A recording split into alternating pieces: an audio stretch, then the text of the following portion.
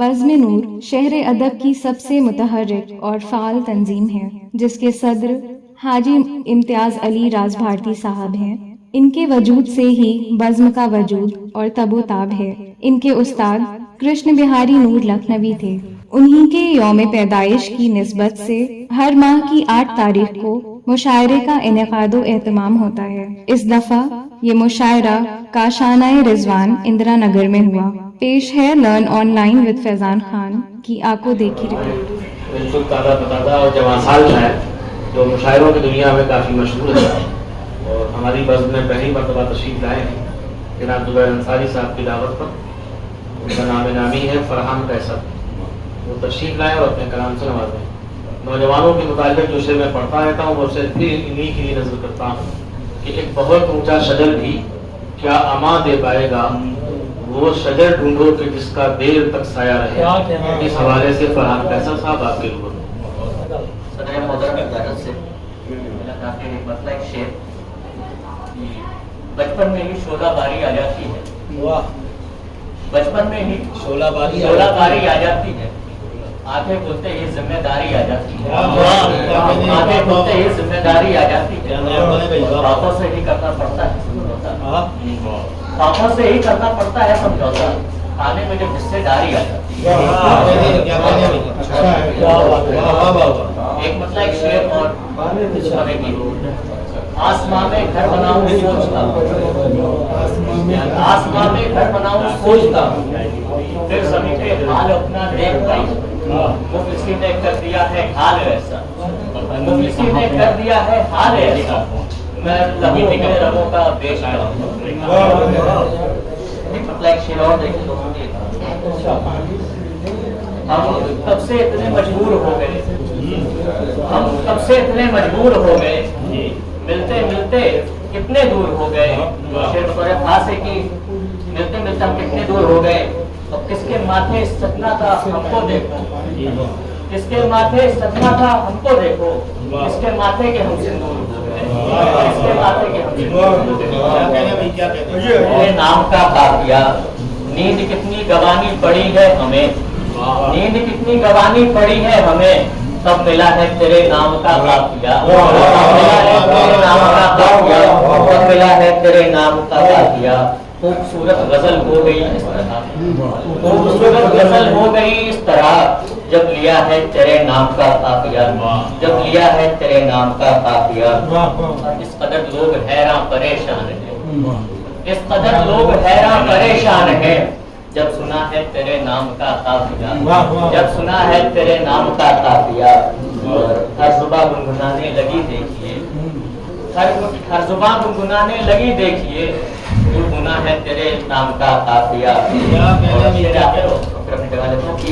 روز قیصر پڑے ہیں دعا کی طرح، روز قیصر پڑے ہیں دعا کی طرح، ایک شفا ہے تیرے نام کا قافیہ، ایک شفا ہے تیرے نام کا قافیہ۔ ارنو کی اجازت اگر ہو تو بالکل پڑھیے،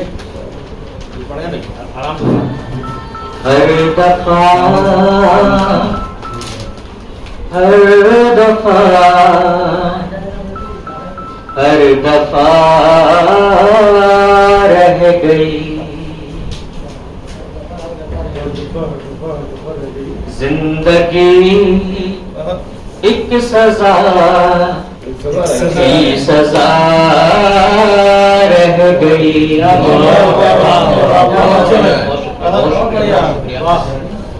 کھا گئی جسم کی چاہتیں عشق کو، کھا گئی جسم کی چاہتیں عشق کو، عشق کے نام پر بس ادا رہ گئی، عشق کے نام پر بس ادا رہ گئی۔ آج وہ ہو گئی ہے کسی اور کی، آج وہ ہو گئی ہے کسی اور کی، آنکھ بس دیکھتی راستہ رہ گئی.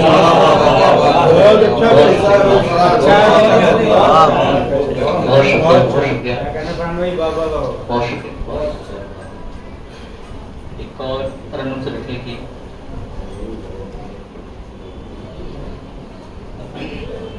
جانے کن کن چیزوں میں خود کو الجھا رکھا تھا، جانے کن کن چیزوں میں خود کو الجھا رکھا تھا، پر ہم نے غم میں بھی ایک ہنستا چہرہ رکھا تھا.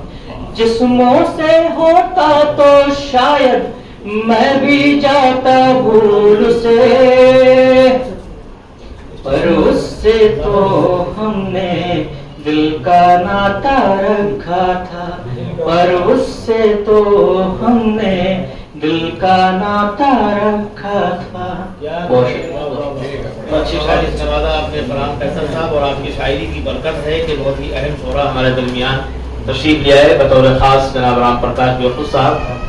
یعنی شاعری کو لوگوں نے بنایا بڑی محنت سے تھا، انہوں نے بگاڑا بڑی محنت سے، لیکن اتنا بگاڑ دیا کہ جو وہاں تک پہنچ جاتا ہے واقعی وہ شاعر بن جاتا ہے. ایسی شاعری انہوں نے کی جس کو چبانا بھی آسان نہیں ہے. بھائی چربے سڑکے توارد کے دھبے لوگوں کے عام طور پہ ہوتے ہیں، لیکن بیوقوف صاحب نے کاکروچ اور کیا کچھ کہا کہ اس کو جو مارے گا وہ بھی لگے گا ہے مارا ہوا زمینی کا. شاعری ایسی یہ انتہائی درجے کی تبدیلی ہے. جہاں تشنا عالمی نے اپنے زمانے میں متاثر کیا، انہوں نے کہا کہ سب کا ہمدرد ہوں پر وقت کی خوبی دیکھو، کاٹتے ہیں میرے احباب سڑی نس کی طرح. یہ شاعری جو انہوں نے شروع کی اس پر لوگ ہنس رہے تھے، اسی شاعری کو آگے بڑھایا جناب رام پرکاش بیوقوف نے.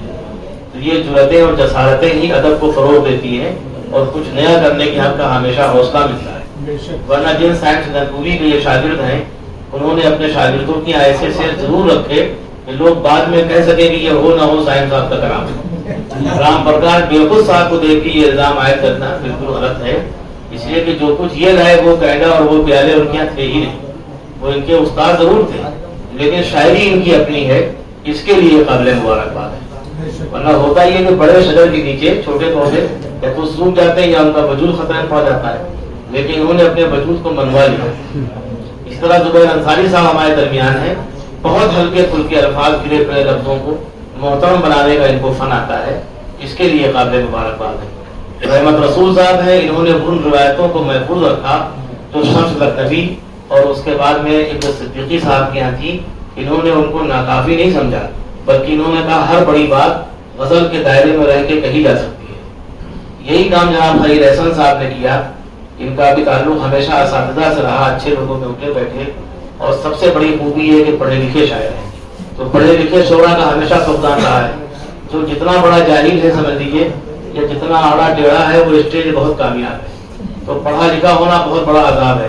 اسی لیے واصف فاروقی صاحب کو بھی وہ مرتبہ وہ مقام نہیں مل سکا جو ملنا چاہیے، کیونکہ یہ تھوڑے سے مطلب کچھ زیادہ لگا کے آتے اسٹیج پہ، تو ایسی حرکتیں کرتے کہ لوگ ان کو دیکھتے غور سے. کچھ کپڑے پھٹے چٹے ہوتے عادل نبی کی طرح، یا داڑھی جو اب رکھی وہ اسی وقت رکھی ہوتی لیکن زیادہ بے سنی ہوتی، تو ان کو لوگ شاعر کہتے. شاعر عام طور پر نارمل نہیں ہوتا ہے.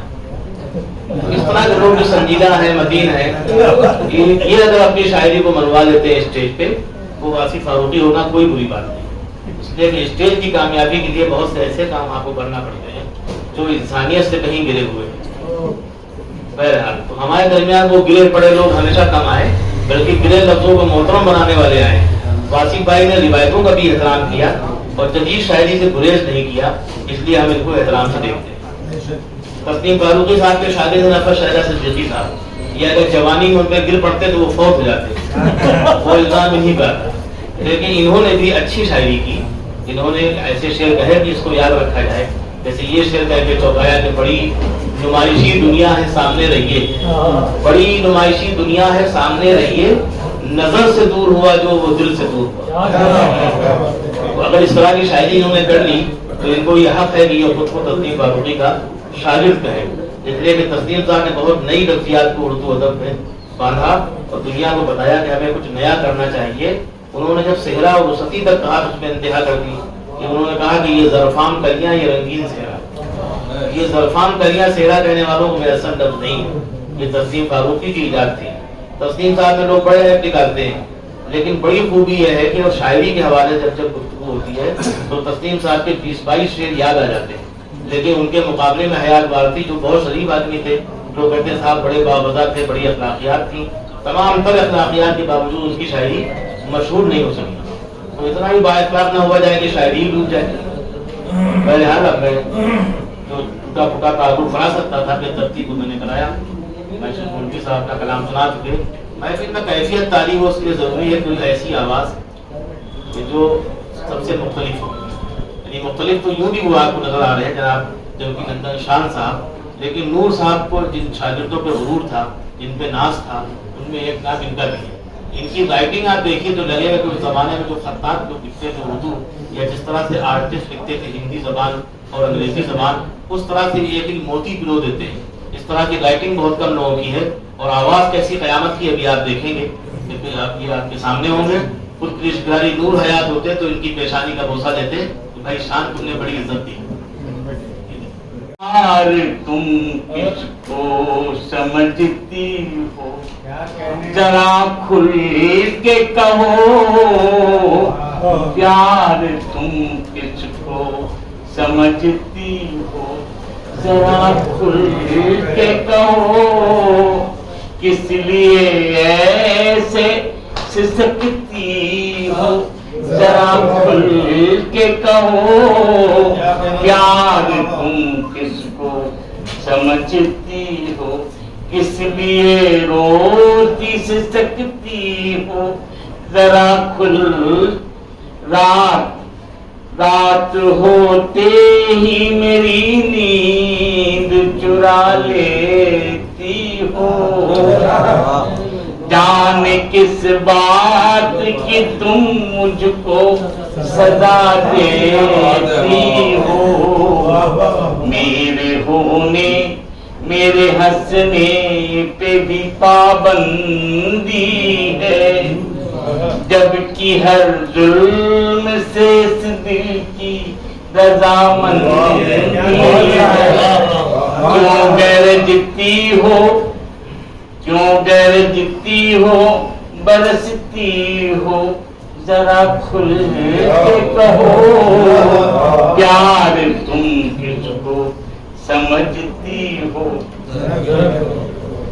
مانتا ہوں میں تمہیں پیار کبھی کر نہ سکا، مانتا ہوں کہ تمہیں پیار کبھی کر نہ سکا، اور دامن کو خوشیوں سے کبھی بھر نہ سکا، تم نے اس پر بھی مجھے پیار کیا ہے ہر دم، مجھ پہ احسان کیا تم نے نہیں ہے کچھ کم، کیوں بنا بات الجھتی ہو، ذرا کھل کے کہو، پیار تم کس کو سمجھتی ہو،